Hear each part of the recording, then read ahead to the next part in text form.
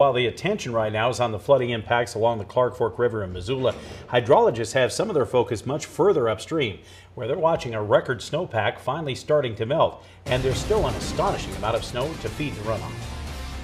Most of Missoula's flooding problems are starting right here on the high country of the Blackfoot drainage, where places like the Swan and the backside of the Mission Mountains are still buried in snow. In the Bob Marshall Wilderness, the Mission Mountains, some of the mountains that are over along the Continental Divide, just still a lot of water yet to come out of those. You know, we're getting these surges of runoff coming out of the mountains, and that's what's giving us our current flooding problems.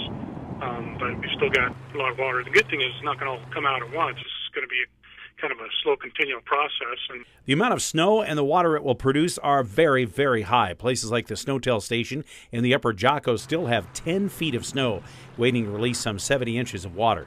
Streams all through the Sealy Swan are swollen with runoff, and there's still a surprising amount of snow on the ground north of Sealy, even down to 4,000 feet in elevation, where it's still stacked under the trees and along the Forest Service roads. Depending on what elevation zone you're in, as far as, you know, what wilderness area you're in or what mountain range you're in, the snow's still pretty consistent. Like you said, that lower elevation stuff now is pretty dispersed depending on what slope of the mountain you're looking at, what shaded areas you're looking at. But still all water yet in the system. That runoff is still flooding some yards along the Clearwater in Sealy, where residents were first swamped last week. But the real story is on the main stream of the Blackfoot itself, where the river that runs through it has become the river that roars through it. The Blackfoot is just now getting into minor flood stage and is expected to crest at 10.8 feet. It's very impressive, but not enough to scare some thrill seekers. While the Blackfoot is roaring right now, providing most of the floodwater for the Clark Fork, that will start to change in a week or so, as more of the high country snows start to melt in the upper Clark Fork Basin.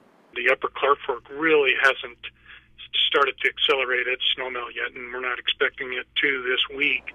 That's still later to come too. So the record flood level on the Blackfoot River is 16 feet. That happened back in February of 1996.